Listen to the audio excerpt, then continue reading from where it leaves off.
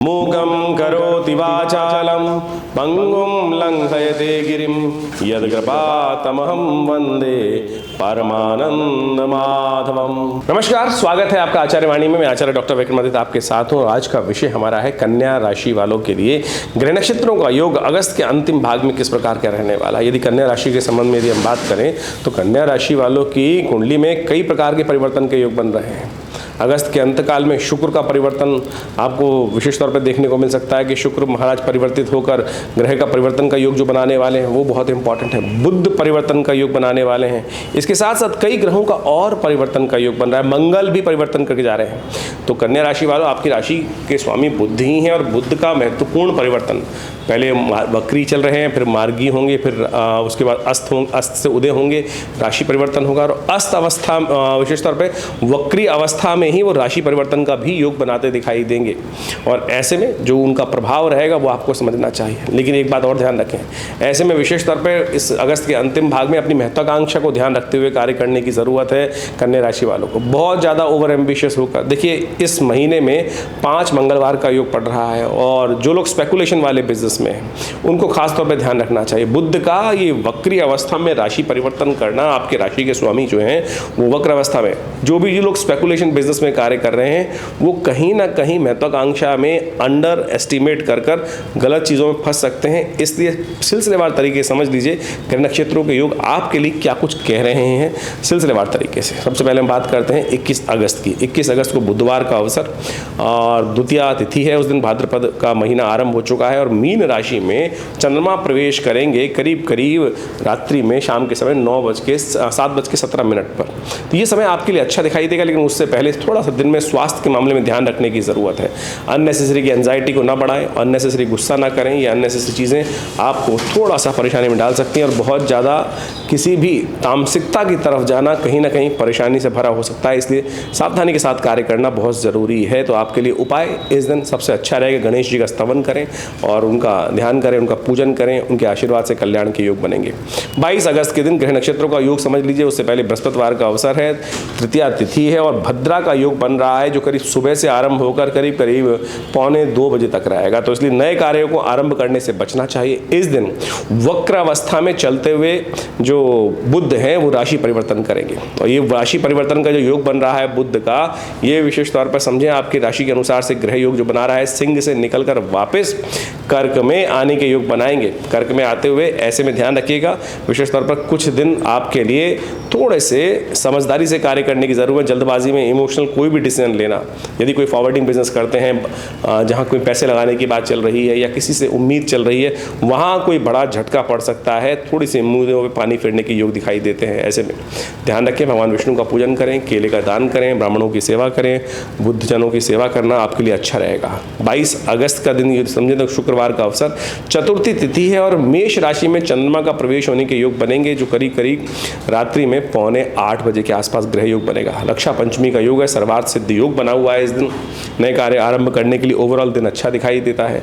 लेकिन ग्रह नक्षत्रों के दृष्टिकोण से जो ग्रहों का योगायोग आप समझें वो आपके लिए थोड़ा सा पॉजिटिव तो दिखाई दे रहा है, लेकिन जैसे जैसे दिन निकलेगा उसके बाद थोड़ा सा आप किसी न किसी बंधन में फंसते दिखाई दे सकते हैं। तो जो भी कोई कार्य करने जा रहे हैं उसमें कोई जिन चीज़ों में थोड़ा मनोमस्तिष्क को थोड़ा सा खोल के रखने की ज़रूरत है। आगे को देखते हुए, फ्यूचर प्रॉस्पेक्ट्स को देखते हुए कार्य करेंगे तो आपके लिए अच्छा रहेगा। नहीं तो कहीं ना कहीं थोड़ा सा आगे आने वाले 2-3 दिनों में मनोमस्तिष्क में थोड़ी सी ऐसा बंधन वाला काम, कहाँ फंस गए, कैसे हो गया, क्यों हो गया, ये स्थिति उत्पन्न होने के योग बन सकते हैं। 24 अगस्त की यदि हम बात करें कन्या राशि वालों के लिए तो शनिवार का अवसर, पंचमी तिथि उस दिन विद्यमान है और पंचमी के साथ साथ षष्ठी तिथि क्षय होने का योग बना रही है। तो ग्रह नक्षत्रों के प्रभाव से आप समझें आपके लिए दिन थोड़ा सा नए कार्यों के आरंभ करने के लिए दिन तो थोड़ा सा अच्छा नहीं दिखाई देता। शनिवार वैसे ही चल रहा है और आपके शनि इन दिनों जहाँ चल रहे हैं वो विशेष तौर पर थोड़ी सी एंजाइटी डिसऑर्डर्स, थोड़े से आपके शत्रुओं पक्ष की तरफ से आपकी सहायता कम, आपके सामने वाले लोगों की सहायता आपके ग्रहों जन्म प्रभाव से ज़्यादा होती दिखाई दे रही हो। बुध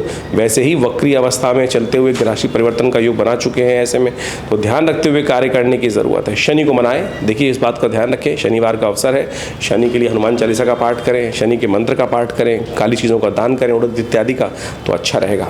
25 अगस्त के दिन बात करें, रविवार, सप्तमी तिथि इस दिन रहेगी और ग्रह नक्षत्रों का परिवर्तन का योग बनता दिखाई देगा। भद्रा का योग साथ साथ चल रहा है, जो करीब करीब शाम को करीब 4:30 बजे तक रहेगा। तो नए कार्यों को आरंभ करने से इस दिन बचना चाहिए। बहुत सारे लोगों से संपर्क होने के साधन बनते दिखाई देंगे। भाग्य से बहुत सारे कार्यों में आपको रास्ता बनता दिखाई देगा। बहुत जल्दी मंगल परिवर्तन की तरफ जा रहे हैं और ये मंगल का परिवर्तन कहीं ना कहीं से आपके अंदर नए सामर्थ्य को, नए विश्वास को उदय करने के योग बनाता दिखाई देगा। 26 अगस्त की दिन बात करें, सोमवार का अवसर, बहुत शुभ तिथि, अष्टमी तिथि, उदया तिथि रोहिणी नक्षत्र के साथ में व्याप्त होती। रोहिणी व्यापनी अष्टमी से भगवान कृष्ण का जन्मोत्सव सुंदर युक्त बनता दिखाई दे रहा है आनंद भाव से। वैसे तो हर बार कहीं ना कहीं मतभेद होता है कि स्मार्त कब मनाए, वैष्णव कब मनाए। इस बार सुंदर तरीके से अष्टमी उदया तिथि के रूप में विद्यमान है, रोहिणी नक्षत्र रात में विद्यमान है और साथ साथ ग्रह नक्षत्रों का योग जो बन रहा है वो बड़ा ही सुंदर बनता दिखाई दे रहा है। और इस समस्त ग्रह आप भगवान कृष्ण की आराधना करके कल्याण का योग बनाते दिखाई दे रहे हैं। इस दिन मंगल ग्रह का परिवर्तन का योग बन रहा है। मंगल ग्रह मिथुन राशि में प्रवेश करने के योग बना रहे हैं और ये मंगल का मिथुन राशि में प्रवेश, जैसा हम कह रहे थे अभी कुछ देर पहले, आपके लिए कहीं ना कहीं नई हिम्मत को, नए सामर्थ्य को उदय करने के योग बनाएगा। लेकिन फिर भी थोड़ा ध्यान रखने की जरूरत है।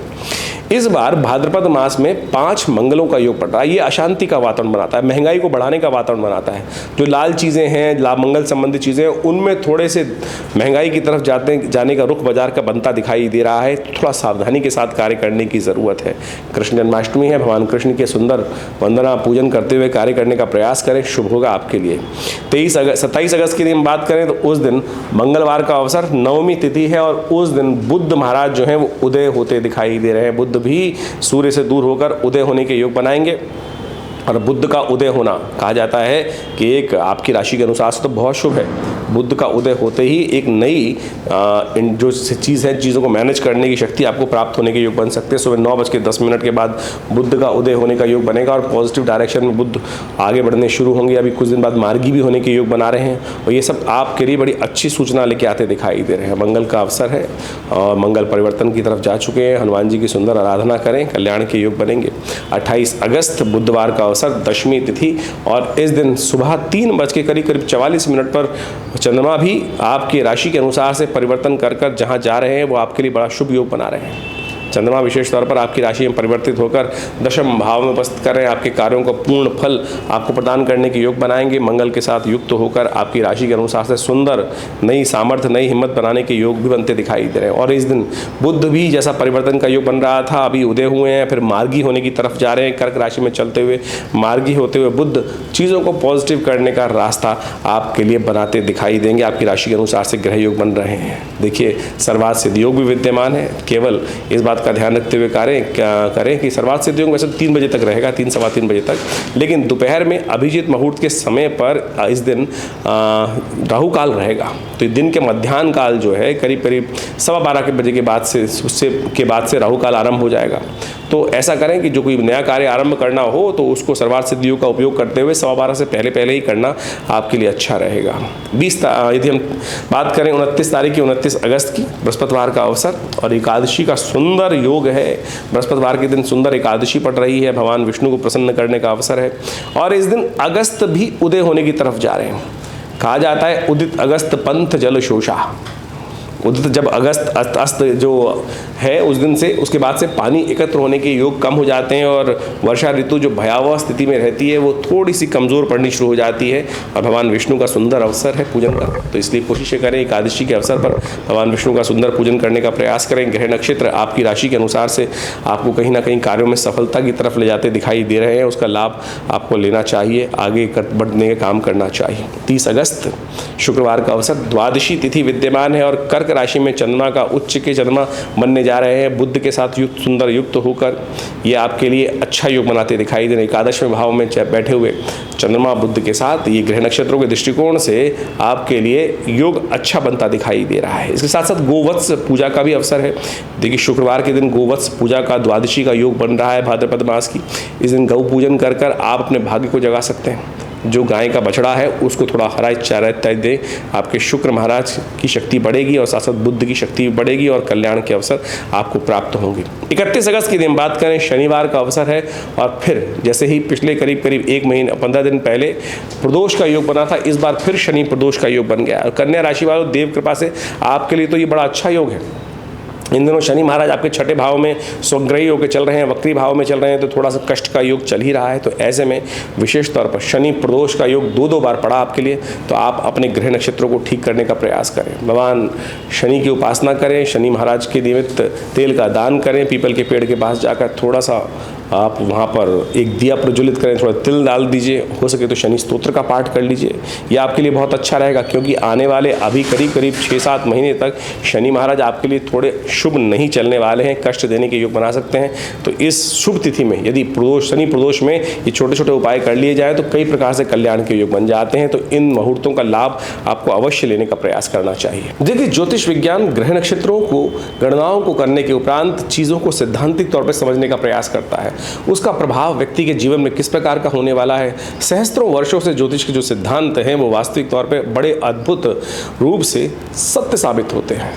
देखिए, ज्योतिष एक बहुत बृहद विज्ञान है।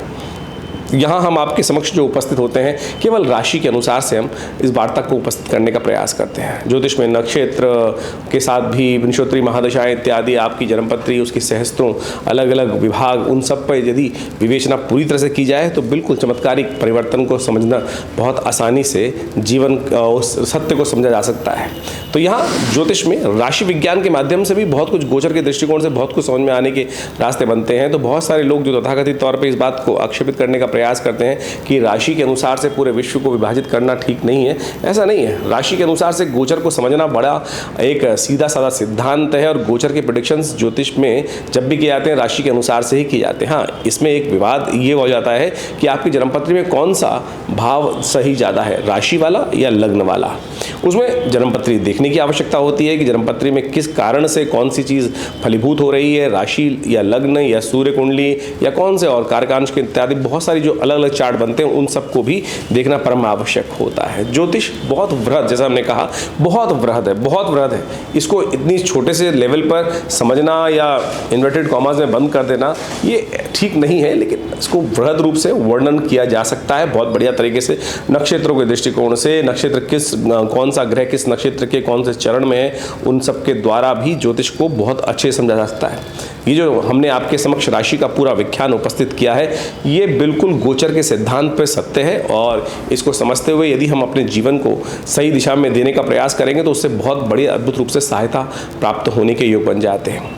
ज्योतिष के अंतर्गत विभिन्न उपायों को भी शास्त्र में बताया जाता है। हम इस चैनल के माध्यम से आपके समक्ष टोटकों से बचने के अलावा बहुत सारे जो पौराणिक उपाय हैं उनको ही बताने का प्रयास करते हैं। पंचांग यदि आप देखें तो नित्य प्रति उसके अंदर कोई ना कोई उत्सव, कोई ना कोई जो त्यौहार आता ही रहता है और उन त्योहारों को हम सीधे साधे तरीके से ऐसा ना समझें कि वो केवल त्यौहार हैं। वो वास्तविक तौर पर ज्योतिष के सिद्धांतिक तौर पर, पौराणिक मत के अनुसार से वो वास्तविक तौर पर वो चाबियाँ हैं कि जिनको आप यदि लगा लें तो घड़ी गाड़ी को आप आगे ले जा सकते हैं, बहुत सारी समस्याओं को दूर कर सकते हैं सीधी साधे तरीके से।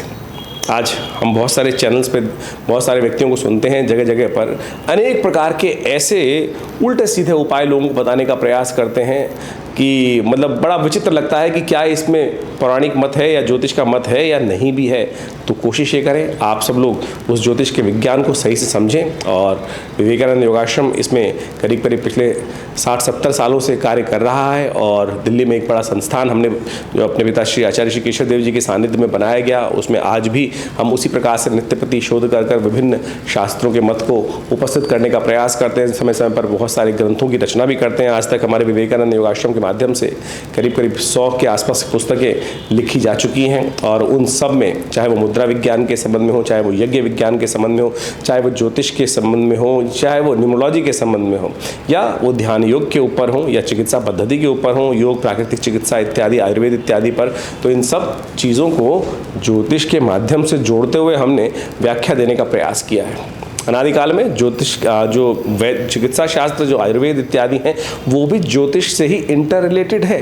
उसमें औषधि विज्ञान ज्योतिष का एक भाग है और उसके अंतर्गत आकर आप समझ सकते हैं कि विभिन्न औषधियों के द्वारा विभिन्न इलाज जो किए जाते हैं, विभिन्न मुहूर्तों में किए जाते हैं, वो सब भी बहुत अद्भुत हैं। उस पर पूरी शोध करने की आवश्यकता है। पूरे विश्व में लोग आज मेडिकल एस्ट्रोलॉजी पर कार्य कर रहे हैं और उनके रिसर्च बड़े ऑथेंटिक रहते हैं। तो आप भी ज्योतिष विज्ञान को समझें। विवेकानंद योगाश्रम जैसा हमने कहा कि इस क्षेत्र में एक अद्भुत प्रकार से कार्य कर ही रहा है। एक संस्थान बनाया है हमने, जो उसमें हॉस्पिटल है पूरा, करीब करीब 100 बेड का, योग प्राकृतिक चिकित्सा आयुर्वेद के ऊपर, और साथ साथ भगवती का सुंदर मंदिर विद्यमान है। जो भगवती की दिव्य प्रतिमा यहाँ रहती है, उनके सानिध्य में बैठकर नित्य प्रति करीब 8 घंटे यज्ञ चलता है और समय समय पर हम विभिन्न जो उत्सव चल रहे होते हैं उनके बारे में आपको अवगत कराते ही रहते हैं। तो जुड़िए विवेकानंद योगाश्रम से।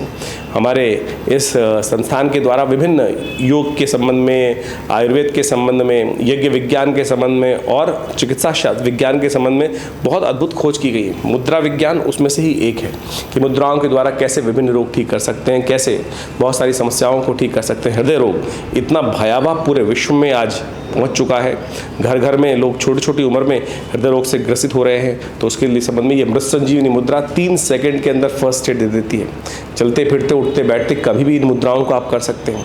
आज की तारीख में स्ट्रेस एक ऐसा लेवल है कि हर दूसरे घर में कोई ना कोई स्ट्रेस से ग्रसित रहता है। हर एज में, छोटे बच्चे से लेकर वृद्ध तक, स्त्री से लेकर पुरुष तक, सब लोग कहीं ना कहीं अननेसेसरी स्ट्रेस में चल रहे हैं। तो आपको पता होना चाहिए कि ज्ञान मुद्रा है, पहली उंगली अंगूठे के साथ लगाकर देखिए, ये अद्भुत कार्य करती है। भगवान कृष्ण ने गीता का उपदेश भी इसी मुद्रा में दिया। प्रपन्न पारिजाताय तोत्र वेत्रे पाणय ज्ञान मुद्राय कृष्णाय गीतामृतद्वये नमः। तो ये मुद्रा जो है बहुत शांत तरीके से, और आपके बहुत सारे ग्रहों के उपाय भी इन हाथों की विभिन्न मुद्राओं के द्वारा हो सकते हैं। शनि यदि अशुभ प्रभाव कर रहे हों और शनि का शुभ प्रभाव ना हो रहा हो, तो ये मुद्रा, ये सबसे बड़ी उंगली को अंगूठे के बेस पे लगाकर ये शून्य मुद्रा का अभ्यास कर लिया जाए तो शनि का नेगेटिव प्रभाव कम हो जाता है। यदि आपकी कुंडली में बृहस्पति आपको पूर्ण फल नहीं दे रहा है और आपको ज्योतिषी महाराज कह रहे हैं कि भाई आप, या कोई ज्योतिष विज्ञान के जानने वाले लोग कहते हैं कि आप पुखराज पहन लीजिए, आप केवल ज्ञान मुद्रा का अभ्यास कर लीजिए। पहली उंगली अंगूठे के साथ इस मुद्रा को अभ्यास करने का प्रयास कीजिए। देखिएगा बृहस्पति का शुभ प्रभाव आपको धीरे धीरे धीरे पॉजिटिव वे में मिलना शुरू हो जाएगा। किसी और बाह्य चीज़ की आवश्यकता ही नहीं है। तो इसी प्रकार से विभिन्न ग्रहों के उपाय करने के लिए विभिन्न जो भारतीय संस्कृति में चीज़ें बताई गई हैं वो हम समय समय पर अपने इस कार्यक्रम के माध्यम से आपके समक्ष उपस्थित करते रहते हैं। तो आप भी हमारे इस आश्रम पे विभिन्न जो कार्यक्रम रहते हैं उसमें जुड़ सकते हैं। उनके बारे में समस्त समय पर सूचना हम आपको देते हैं। तो यदि किसी को पर्सनल कंसल्टेशंस लेनी है या पर्सनल आश्रम में आना है तो हर रविवार को एक बड़ा कार्यक्रम रहता है सुबह 8 बजे से लेकर 10 बजे तक। तो उसमें यज्ञ, भगवती का स्तवन, विभिन्न रामायण इत्यादि का पाठ और स्वाध्याय और ध्यान योग का भी अभ्यास हमारे आश्रम में कराया जाता है। आप यहाँ जुड़ सकते हैं। फ़ोन नंबर्स आपके सामने स्क्रीन पर चल रहे हैं।